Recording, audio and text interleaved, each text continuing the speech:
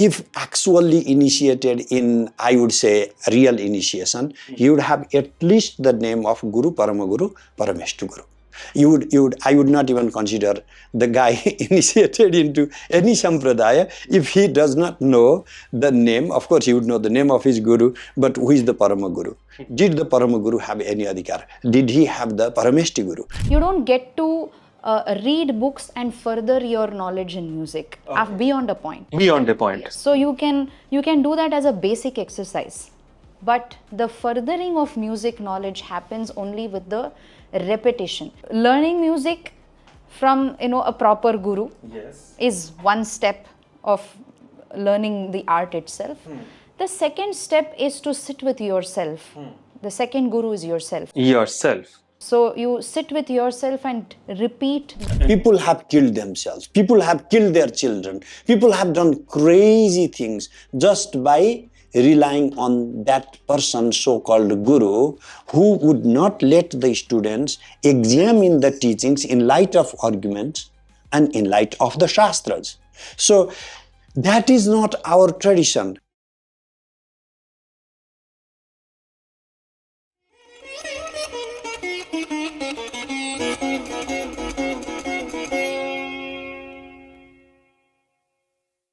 Shrimatre Namaha. Namaskara, everybody. Today, I have the opportunity, and rather, I should say, I am fortunate to conversation with one of my most important Shiksha gurus. And along with that, Shri Sivasri Skandaprasad ji, most in Southern tradition, will know her for our bhakti-centric contribution to art and literature, and she's into many things. And Acharya, as we all know, more than a scholar, for me he has been a guru. I have never seen him as a scholar. He's a guru of a parampara which is known as Sarvamnaya Parampara of Nevar. And Sivasri ji, she belongs to a traditional Smarta family. Both have one thing in common, that is, they are deeply devotional and they are deeply dedicated to what they do, and there is a semblance in that. One is dedicated to arts, music, and also there are some of our concerns which will eventually come to. And Acharya Shri also shares a lot in common with her. They are working together on many projects, and thus we bring both of them together here. I would start the conversation with Acharya Shri, and whatever I am going to ask actually has relevance for in both the fields that you people are dedicated to. I can't categorize both of you because the Western audience might know him as a scholar, but for me he is a proper Sampradayika Guru. And Sivasri ji, even though the rest of the world may know you as a classical vocalist, as a musician, as an artist, but for me, the entire thing somewhere is, as I have observed, is rooted in bhakti, or somewhere it is rooted in religiosity. It is not just something very secular in nature. It shows through your eyes and expression that there is something that has got to do with bhakti, or there is a deep rooting in sampradaya. So I will start with Acharya Shri. I won't go to the term Tantra that has been much discussed and talked about. Somehow I prefer how you refer to it repeatedly as Agamas, because I like your definition of what you explain Tantra in that through that terminology. As a guru of Sarvamnaya Parampara, how would you say what is the Agama, which the audience can understand? What is it about? What are the Agamas? Thank you, Prantik. So basically, yes, you brought a lot of issues in the preface, and Tantra as a category has limitations. First of all, when we are trying to introduce to the public some unique ideas, and if the categories themselves evoke completely different opinion, different perception, we sometimes need to find another category to reintroduce the same material. And I'm not inventing a new category. Actually, Agamas go before Tantra became a universal category. That's one of the things why I am leaning. I'm never avoiding the word Tantra, but I'm preferring the word Agama. You tapped very skillfully. But there is more to it. When people today do Tantra, they pick up some deity, they pick up some practices, no matter how opaque it is, and they are in God knows which chapter of which particular Agama, which particular Tantra, and they have zero concern to rest of that very Agama or forget about the rest of the Agamas, their interconnectedness. It is like I pick up one of your sentences from the whole conversation and then try to take the worst out of it. It is what is happening in people's appropriation of Tantra in society. There are 92 Agamas. All these 92 Agamas are coming out of Shiva Vaktra, are revealed through Lord Shiva. In the conversation with the Mother Parvati, the Skandaprasad and Mother Parvati, depending which context we are talking about. So you can see this Sarva Amnaya, we shouldn't think of as a modern or Newar or Nepalese category. You can see like from the original Agamas themselves. See, Agamas themselves say how these Agamas are coming out of the Panchavaktra.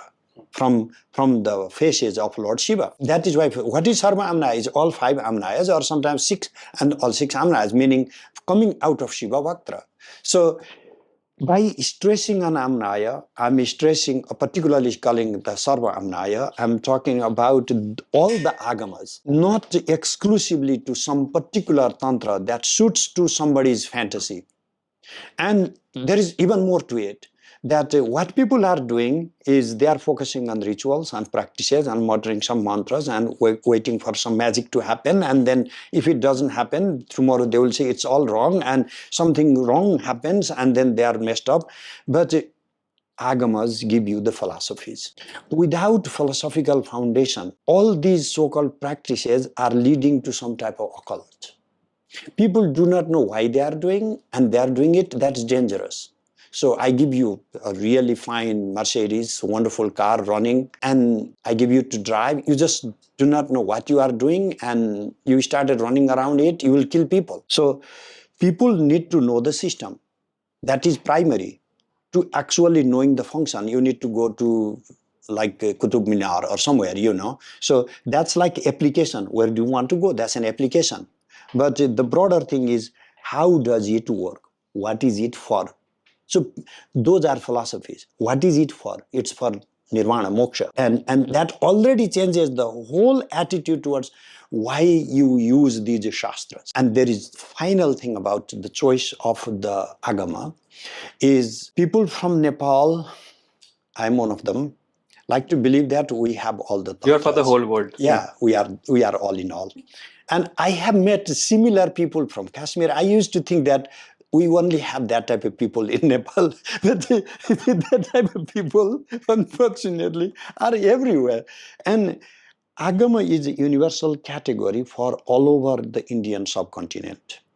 Whether you have the southern or the northern, it binds everybody. Whether you have the Skanda Kartikeya or you have the Kalika Kulakrama or you have the Tripura, it binds everything.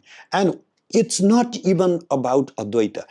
You have the Dvaita, you have the Dvaita Advaita, you have Advaita. It's not even about focusing one type of philosophy. So we need a universal category that binds us philosophically, theologically, also geographically.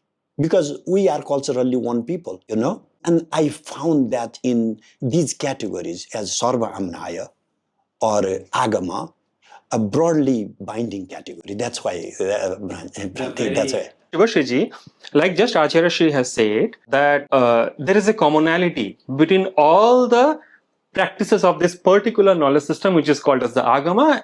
If a person traverses through the entire subcontinent, is this also something like in music, like as a Carnatic vocalist, while conversing with another vocalist, like say from Western classical, would you hit a chord and somewhere find something as a commonality in the knowledge system? Interesting question, Prantik ji. First of all, thank you for the introduction that you gave. That was an honor. Shrimatra.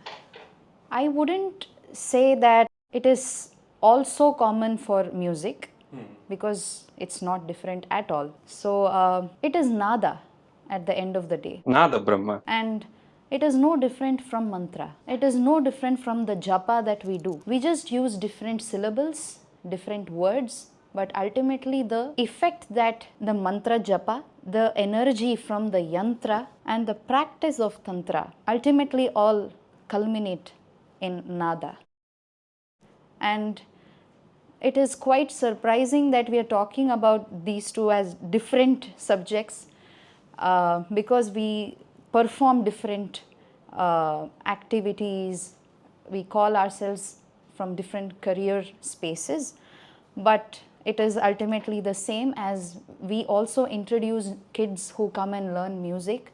We introduce music as the notes Shadja and Panchama evolved from the faces of Lord Shiva. And you are giving Diksha. It is a lineage. You are giving Diksha to them through musical notes. Guru Parampara. As a Guru Parampara. Like Sivasri ji, as you might know, in musical system, if I am going to introduce you to a certain community, they would directly trace your lineage, and you will also like present you yourself as part of a particular lineage. I am a classical Carnatic vocalist. I learned from this guru. So there has a Abhivadana. There is a sort of a, so this guru comes from this guru, and there is a tradition. There is a tradition, there is a lineage. The concept of lineage very much irrespective of whichever knowledge system it belongs to. But why is it, Acharya Shri, that when every Indian knowledge system, there is a strong concept of a lineage? Because even if we go to an Ayurvedic doctor also, there also he needs a certain level of certification that he has the eligibility to prescribe me certain medicines. Likewise, if I am going to certain vocalist, the cross-checking will happen that which parampara she belongs to and how much she has learned from her guru. But tell me, when it comes to the very popular perception of Tantra as different from Agamas, I don't know if I am right or wrong. You would be better to correct me. I would box Tantra within Agama. And now, the popular conception about Tantra is, it is not a knowledge, means there is no clear idea of a parampara. In other knowledge systems, even in religious knowledge systems, like if we say for a Vaishnavite system, this is person, he comes from the Vallabha sect, that person comes from the Pushti Marga, that person comes from the Nimbarka Vaishnava. Likewise, in the Shaivas also, that person comes from the Shaiva Siddhanta, he took Diksha from this and this Adhinam. So, be it music, be it other documented religious systems, there is always the very concept of parampara or sampradaya. When it comes to Tantra, why is it just like a sort of a random quack giving anything? Like I would recall an incident. A friend of mine, she was a colleague of mine, and she was chanting mantra of the yellow goddess and Bagalamukhi, if I did say. And she was facing certain problems in her life. It increased rather. Now, when she came to me, I inquired that what are you chanting?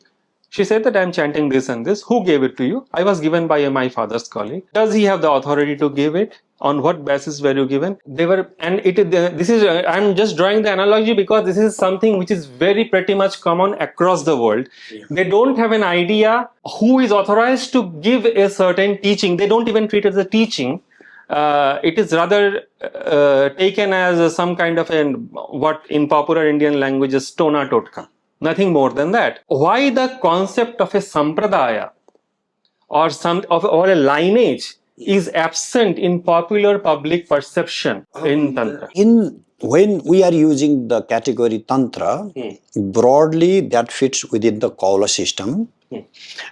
Because then Kaula is a particular type of practice, and not all the tantrics are Kaulas, but like the Siddhantins are not Kaulas. Therefore, when I'm using the word Agama, then it's not exclusively to Kaulas, but when we are using Tantra per se, let's go to Kaulas. And there are like many types of Kaulas. If you read Shakti Sangama Tantra, there are like 16, 18 different types of Kaulas, Purva Kaula, Uttara Kaula, Vandikera. all these different groups, subgroups of the Kaulas. But ultimately, it boils down to tracing the lineage from Guru Matsyendranatha. Matsyendranatha is the founder for the Kula system in the Kali Yuga.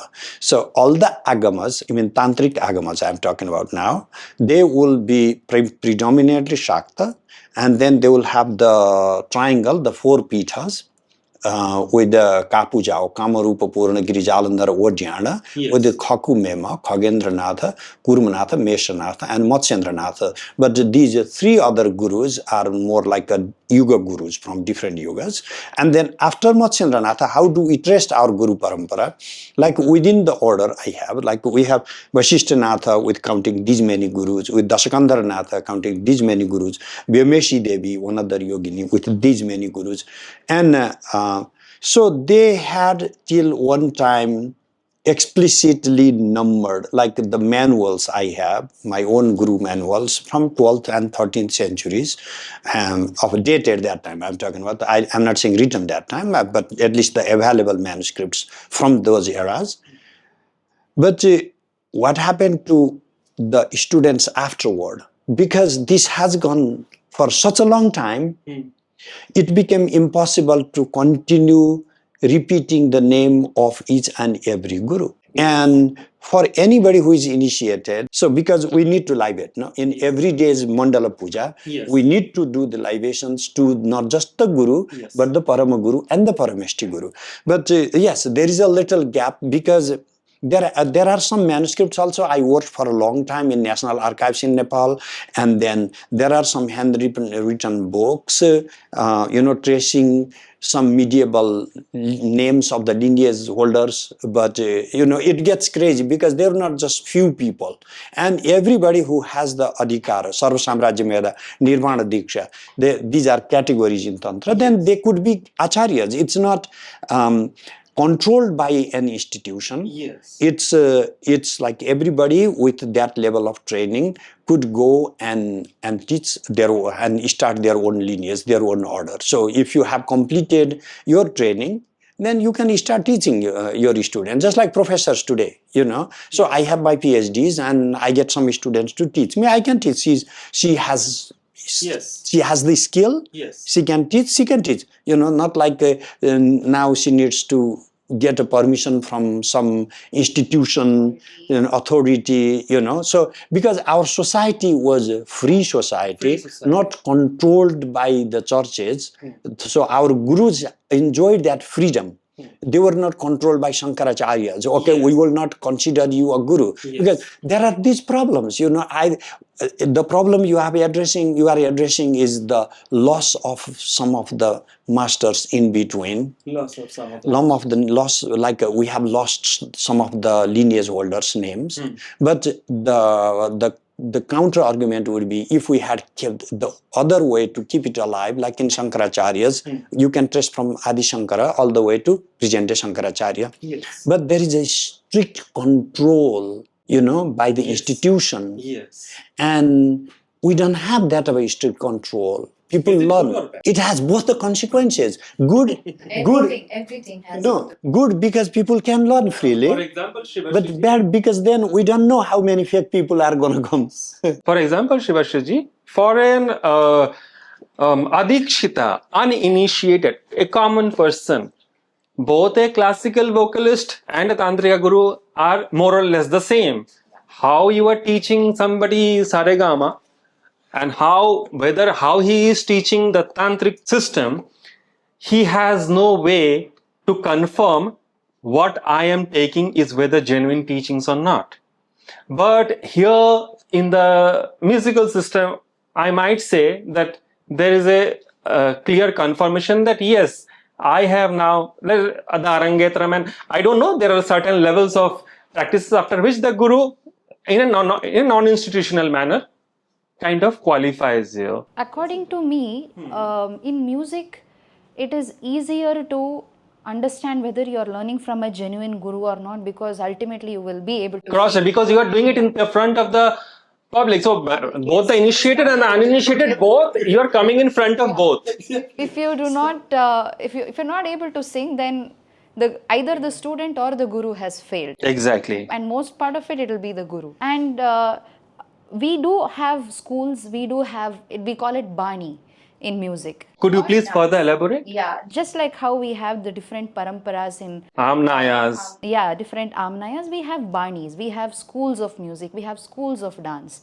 But again, like Acharya ji mentioned, there should be something like Sarvamnaya for the arts too, because the same composition, say for example of Muthuswami Dikshitar, Yes. the same composition is sung in so many different ways by these different schools, but ultimately what is it that they are trying to do?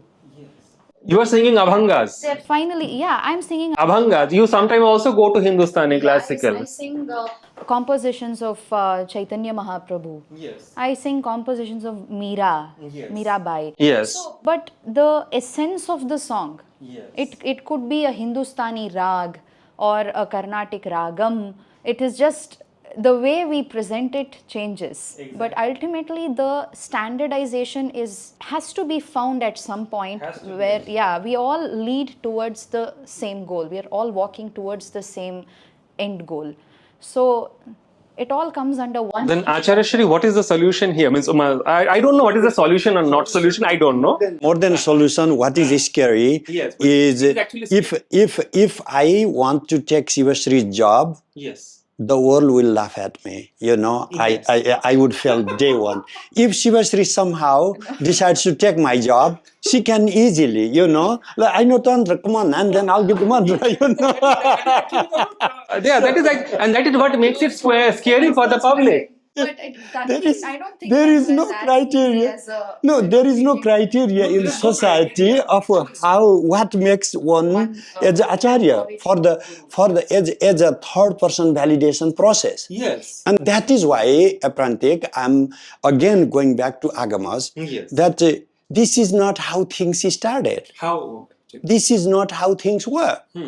Like you go to any, like Nitya Shodashi Karnava, that is the primary text of Sri Vidya. That does not spell the mantra before giving you this Matrika Stava, and the entire philosophy is given there. The mantra is not even spelled, and you cannot just read, because this is a single book is Bhamakeshwari Mata. Within that first section is Nitya Shodashi Karnava, second is Yogini Hridayam. Yes. You cannot master on one chapter of the book and not know the other chapter of the book. The Yogini Hridayam deciphers the philosophical meaning of what the mantra is taught in the first section of the book. So this is a part of the Agama, and you are first given the entire metaphors, how it works, going deep into matrikas. And then you move to the connotations of matrika with the mandala.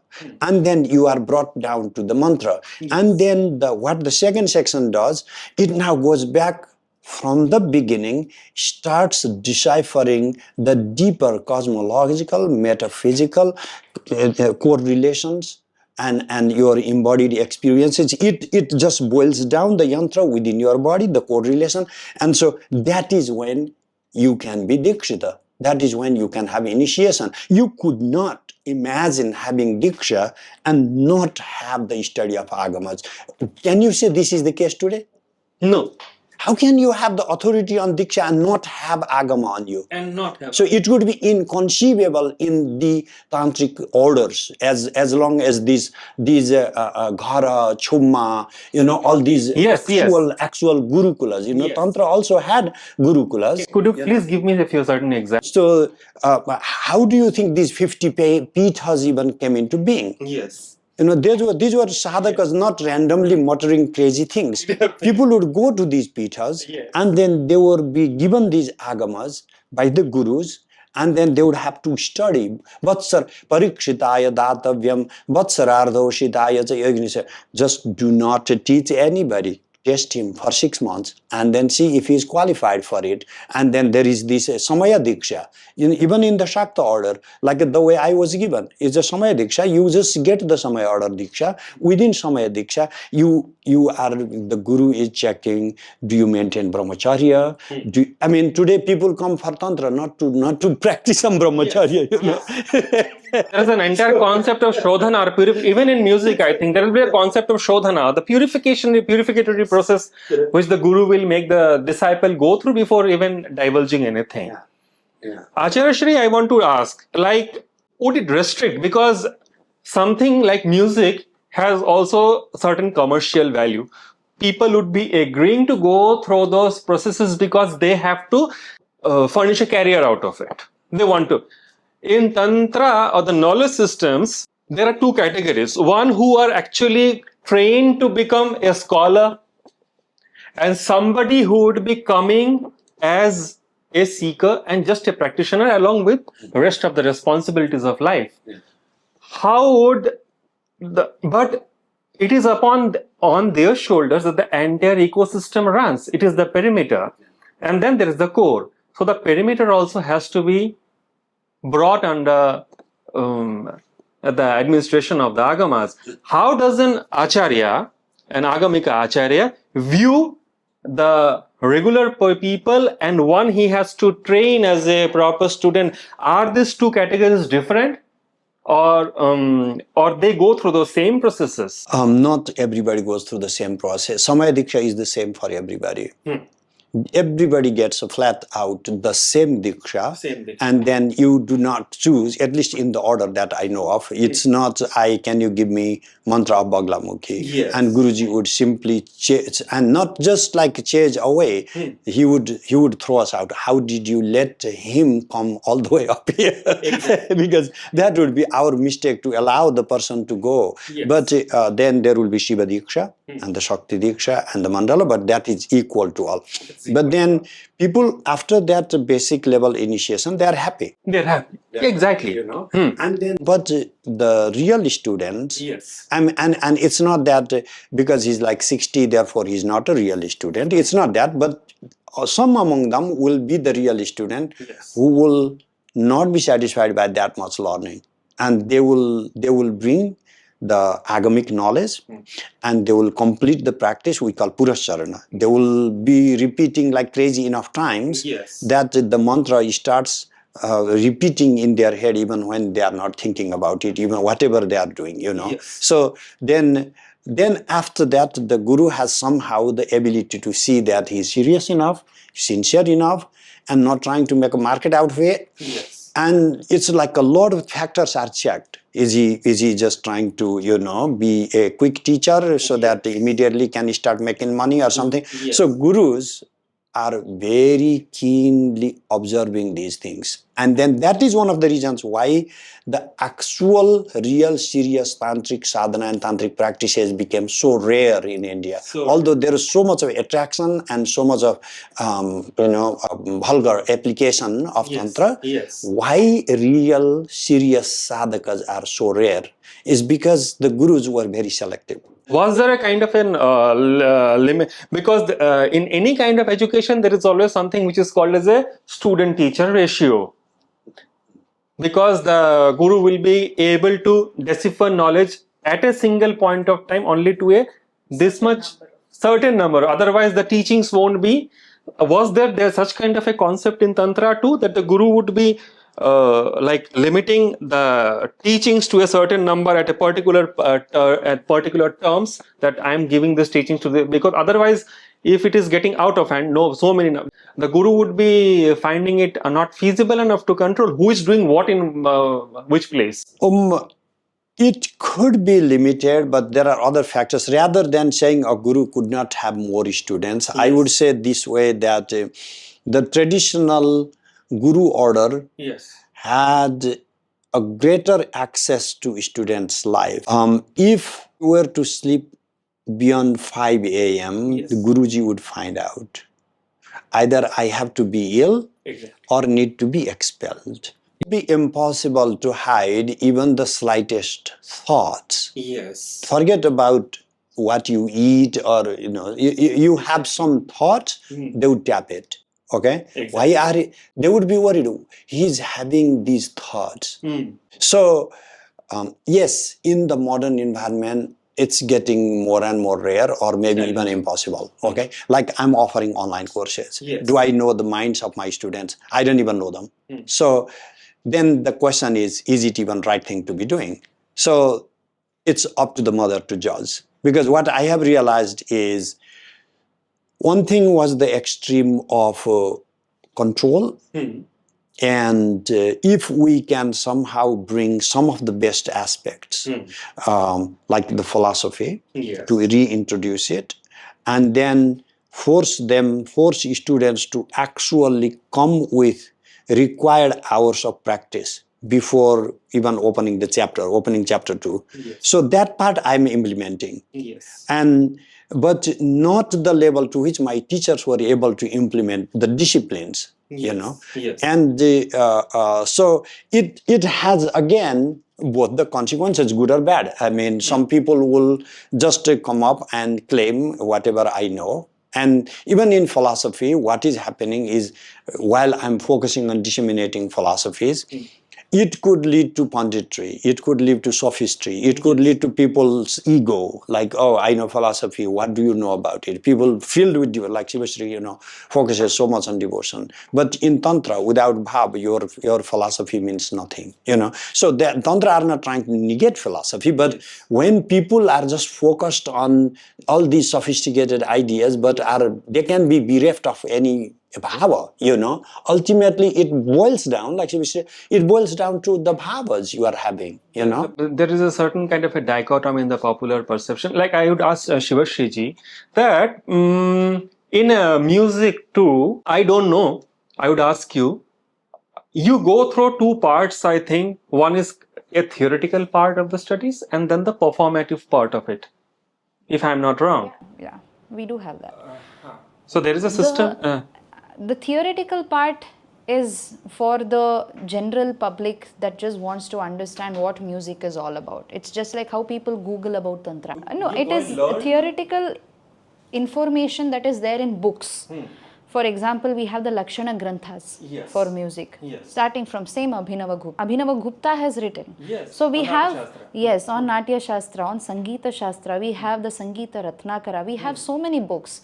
But when you just read the books, because this is a performing art, it's an art form that needs to be done sadhana, okay, and it comes from within. It has some individualistic angle to it, which the guru partly transfers and you partly transfer to what you perform. So theoretical part, yes, we do have. It is for say, let us call it a kindergarten book. Fine. For anybody who wants to practice the sadhana of music. So you learn the basic ragas that are there. The study part, it doesn't go means somewhere. It is complete practice. After a point of time, the studying part stops. It stops, yes. It does. It can be sung every day, but it will turn out differently. So it's something else, another energy gets added to the iteration that that happens every day. So I think just like how we have students joining under every guru, and they expect to get onto the stage in less than a month. They'll ask, the word arangetram that you use is quite popular in the south. Yes, everybody is anxious to have their arangetram. In 1 month, they want to learn 10 songs. I want to learn. So they have a song count. Yes. And they come with that. This is a similar problem that is in Tantra also. Yeah. So they don't understand the spiritual depth that each song has. The idea with which the composer has written the song. So for example, yesterday I saw an Instagram reel where a dancer has portrayed padam. Padams and javalis are a very different type of composition that are majorly from the Telugu kingdoms. Wherever they existed in the south. So the padams are generally oriented in a very nayaka bhav. Where the heroine is pining to rejoin with the love of her life and everything. But finally, in the last stanza of every song, you will see who the hero is. It will ultimately be a Shiva, Krishna. Yeah, and that aspect of the song is completely forgotten. So the dancers, be it the dancers or the musicians, primarily focus on the first part of the song where, all the laukika, as we call it. The laukika. Yeah, they have a chance to establish and express the laukika, and the last stanza is done once or twice just to bring the mudra of the composer, and they finish it and go. There are a few memes I recall of many poets of bhakti poets or the Sufi music, that it would come out like the memes would come out like the last poem I wrote was not about your boyfriend. So I know. Exactly. Exactly. It is so essential, because this dancer's reel that I saw, she had portrayed in the video just the part where she's waiting for her husband to leave and go join with Krishna. yes. But in the text, she has written that it is ultimately the all-pervading consciousness, Krishna. Who is ready to read the text below? Acharya Shri, could a similar meme be about that the Bagalamukhi mantra that I gave you was not to like defeat your opposing political faction, but rather about realization. Something in the similar, because in the world, in the global context, I see there is a huge dichotomy. Somebody in another part of the world is completely focusing on the theory part. Yeah. And in this part of the continent, Yeah. everybody is negating it and just saying that don't philosophize it, Yeah. just practice. Yeah. And it is all about your personal experience. Yeah. How long does personal experience validate genuine realization? And how much important is the teachings that come through tradition that is important to be given with each, like say, if somebody is giving, the guru is giving the mantra of a particular deity, some details has to be given about it. Otherwise, what is going on in rampant is people are just doing the mantras, but along with that, as you said, that in the Buddhist practice, you said that there is a teaching of the sutras along with the imparting of a teaching, similar to what I would say to Sivasri ji. So how do you address this context? Because there is a dichotomy. One part is completely, and I learned from you actually that the idea of jnana karma samuccaya. Yeah. Yeah. Okay. So this is how it works. You go to start practicing something. Yes. You take some diksha and then sit and quiet and you start doing something. Some experiences happen. Yes. By the way, if you didn't take any diksha, you sat and just started breathing regularly, started watching, something unique experience comes down. Yes. You go to some temple, you go to hike, you know. So the thing is, there is no shortage to mystical experience. Yes. There is no shortage to something looks like a divine experience. Yes. The encountering divine experience. Even the experiences that make you feel like you are enlightened, self-realized, Mukta Purusha. Yes. There are these experiences. Yes. So what people, the public does not know is having an experience is nothing. Exactly. It's not just insufficient, it is nothing. It is not. It can be replicated, it can be simulated, in particularly when you go to mental states, when you start repeating yourself, I am so sad today, I'm feeling really horrible today, everything goes against me. You just think like that 10 minutes, you will start being sad, you know. You can evoke certain emotions just by calling it. So if the same applies to these mystical experiences and the drug-induced experiences also. And then in the West also they have compared drug-induced experiences with mystical, and there are many people I have met, actually, not one or two. They say it's a shortcut, you know, just have some drugs and it's so shortcut for tantric experiences. So the whole world is focused on having some experiences. What they have not ever been observing is these experiences are not leading anywhere. I wanted to not have anybody to learn as my disciple. I just was happy as a professor. But when I accepted some students, and then more, I'm learning so much. Not of the book, not of my sadhana, but a completely different dynamics of how easy it is to have some of the most amazing experiences, but to not have any transformation. Spiritually, you are in the same gutter that you were there before. Your thinking about the world, about yourself, your relationship with your relatives is not evolved. You are not some Mahatma, like a great being, but you are constantly having amazing, very rare experience. So how do you know this is the sought after experience that grants you liberation? So then, how is it maintained in the way I'm telling you from the Agamas? So like, for example, Abhinava Gupta says, Trisrota samidam jnanam gurutaha shastrata swata. So there are three flows or three channels for this realization, this knowledge. One comes through the Guru, another through the Shastras, and third through your own personal experience. Not like either or. You are supposed to combine them all. You don't just go to Guru and not go to Shastra.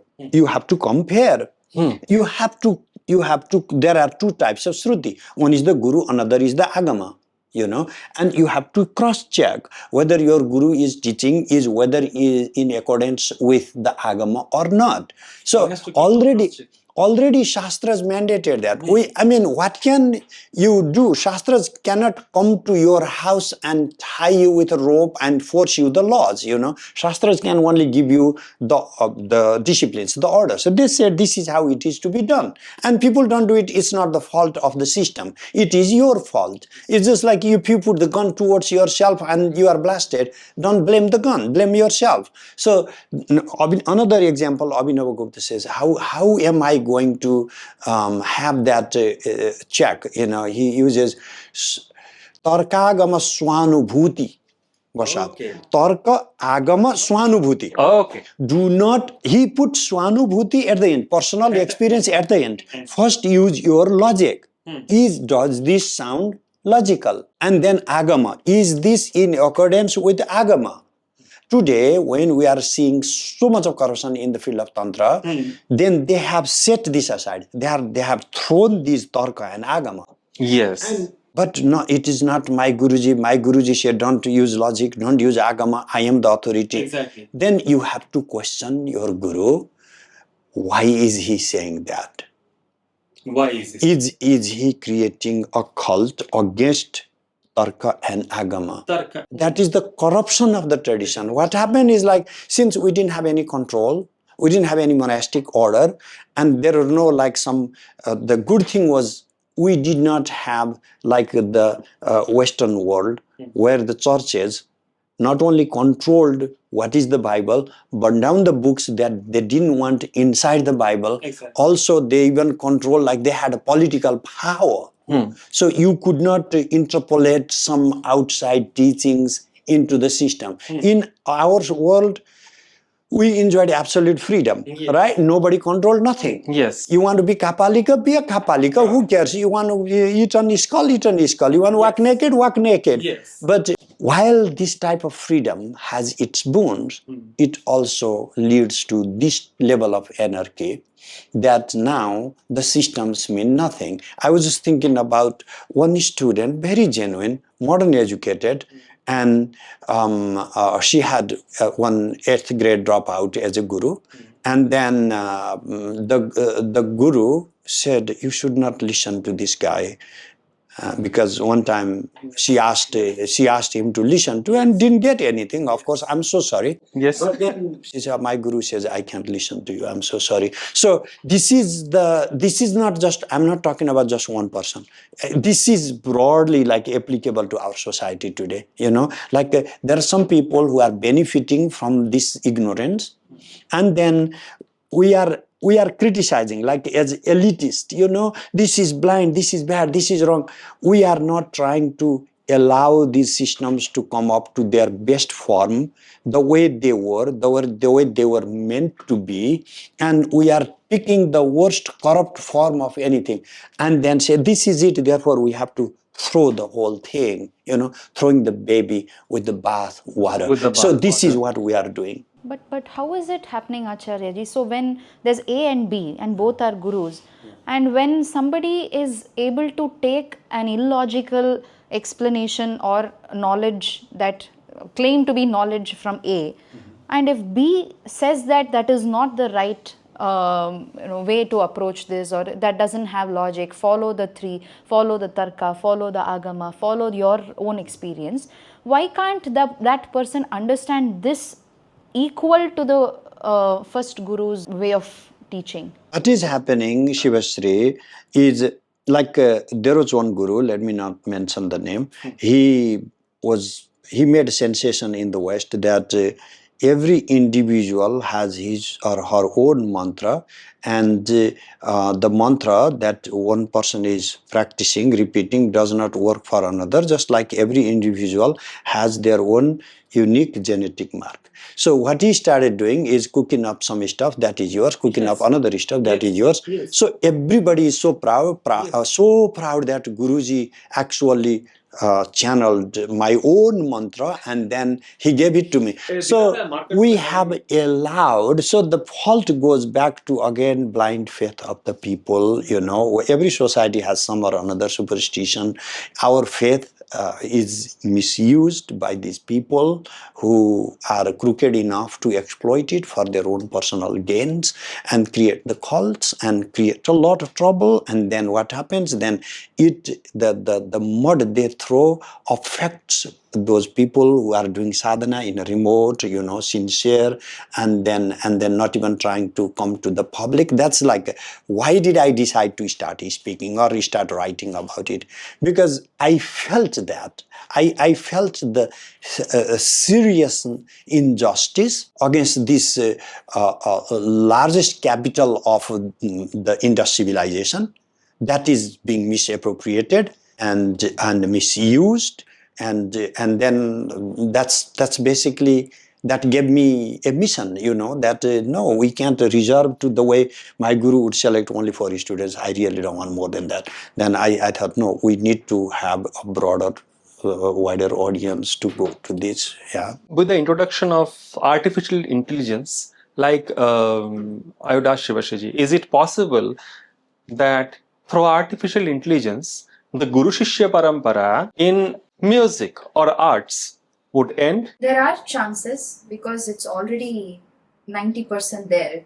We don't have Guru-Shishya Parampara compared to what it was. Means you are saying it in affirmative or something which is in the darker aspect? Both. One, because after the rise of YouTube itself, we lost a lot of gurus, Guru-Shishya Parampara, because people just started learning independent songs from YouTube. Independent songs. And but is music about singing independent songs? That is why we have mediocrity today. And mediocrity is widely accepted. That is more dangerous than mediocrity itself.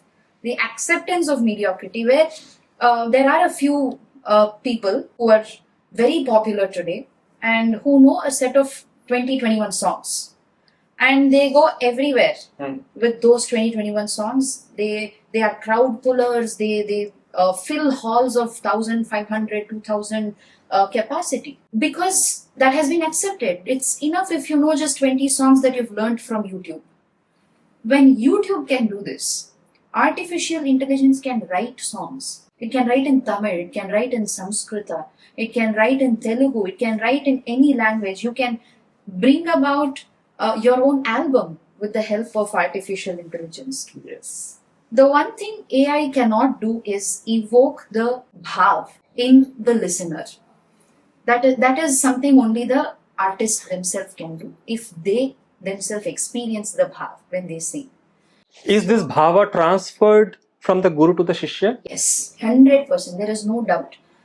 The idea that the music that you are singing, for example, if I'm a teacher and there's a student right in front of me, unless I take the responsibility to impart the idea that that kid has to sing that particular song with that bhakti, with that surrender, it can be any deity. I can be singing a song on Shiva. Yes. I can be singing a song on the Jalakanteshwara that is there in Trichy. But I might be thinking about Krishna. Because I might be a Vaishnavite singing on stage. Do Vaishnavites refrain from singing any song on Shiva or anybody? But they truly believe in, Krishna or Rama or Narayana. Yes. The ultimate aim to present a song or to sink at any point is to surrender.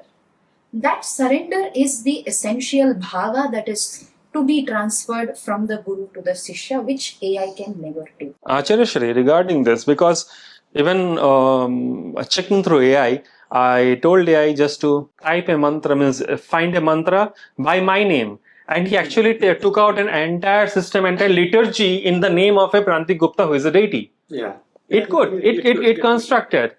Now, the matter is, similar things are happening with AI in the field of Tantra, that, as you said about experiences, everything has become experience centric in a highly overgrowing individualistic society. It is all about individualism.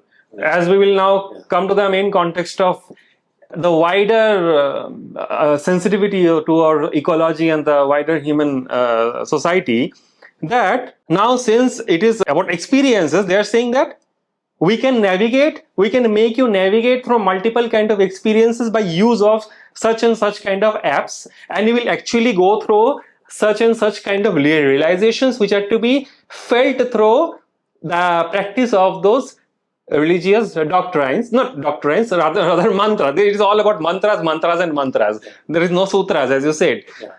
How do you view it? The role of AI, will it corrupt, or can it be used as a checking point in some sort, or will it keep on corrupting the things in the high? In a sense, there is a lot that's upon the seeker. If you look into the traditional, like the story of Dattatreya, the story of his gurus, not that all his gurus had actual textual shastric knowledge, There's a Josmani saint who said, my guru is caterpillar, but because the caterpillar turned into a butterfly, I can also hope to be divine. So, yes, in some cases, even these tools might function like a completely fake charlatans working as a guru. One student in California who had been following one charlatan and realized that it's just like he was outcasted, got into scandals and everything, and asked me one question. We were just walking by, and now I realized that whole thing was a scandal. But I had so many divine experiences. Now, can you explain what is it?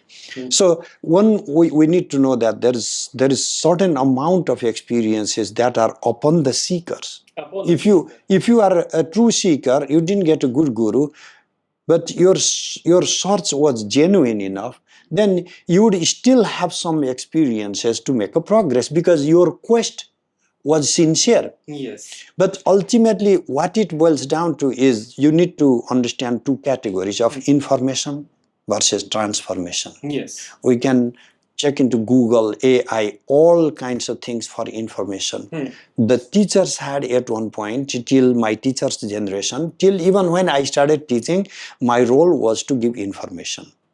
But then, when the Google started taking control of most of what we do in modern life, I came to realize that any student who is sincere enough to want to read this already has access to all the information. They don't even actually need me.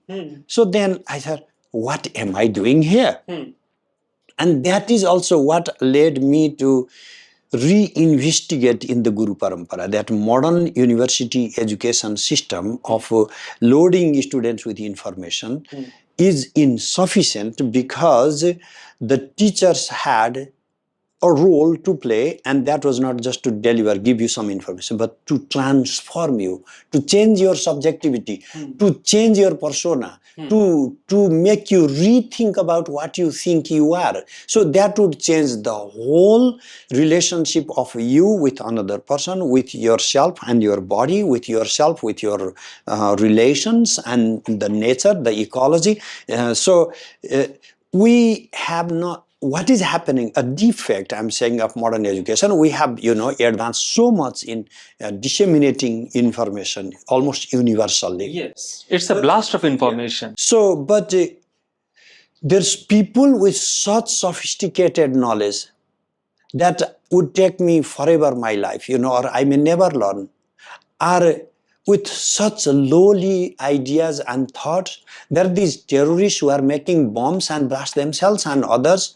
Why would, if in the traditional Gurukula system, if you are trained to be educated with all the Diksha, do you think you would go to use your knowledge in those type of destructive activities? Because what is missing is self-transformation today. Self-transformation. People are so intellectual. I listen to people these days in the media. They are so smart, and they are so smart to misuse their intellect to just, destroy themselves, destroy the society, and that is what is creating a different type of problem for us. So the transformation, I don't believe that it is so easy for the machines or some softwares to transform us. So I'm not saying they cannot ever, because it's a lot about you wanting to transform yourself, but there is also a significant role our guardians, our teachers, our parents can play or do play in changing.